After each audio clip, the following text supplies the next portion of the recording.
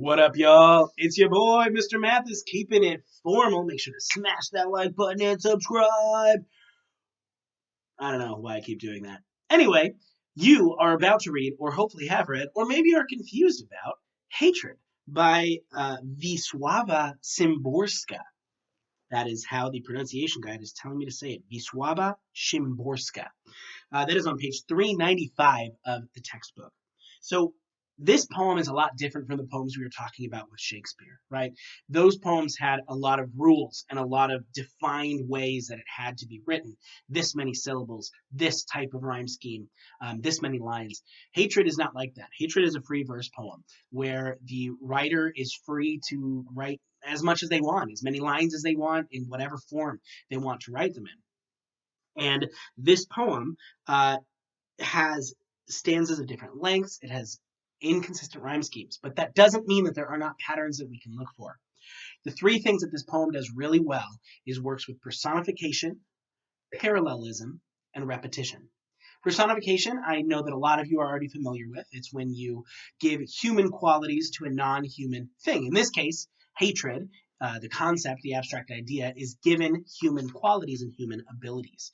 The other two you might be a little bit more kind of off on. If you are a little bit confused, on page 397, just above the analyzing the text questions that I've reproduced on Google Classroom, you can see some information about personification. I'm pretty sure, like I said, you're okay there. If you turn one more page to 398, that's where it's going to talk more about repetition and parallelism. So parallelism is actually a form of repetition. And repetition, I'm sure that you are already familiar with. That is when something is repeated just over and over again in a text for some reason. It can be a single word, it can be an idea, it can be a phrase, it can be a lot of different things.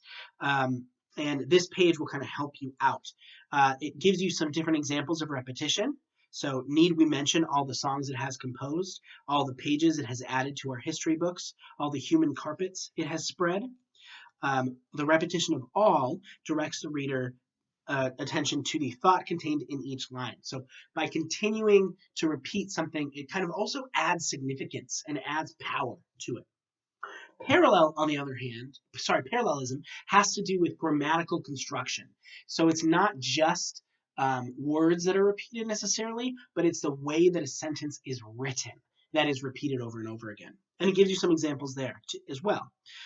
Hatred is a master of contrast between explosions and dead quiet, red blood and white snow. By having the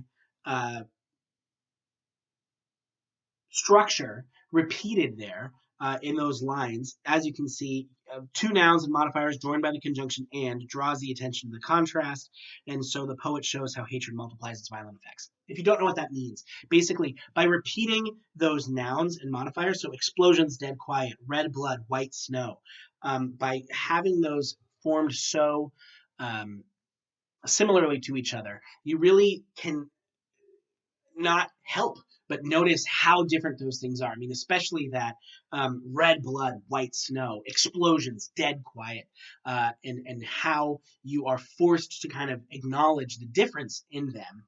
And it really shows the multiplying effect, like how powerful hatred is on a wide range of different things, not just a single thing. So those are the three basic things that I really want you to be looking closely for in this poem, Hatred. Yeah, make sure to email me if you have any questions, and I hope you enjoy the poem and getting to write your own. Oh, yeah. See ya.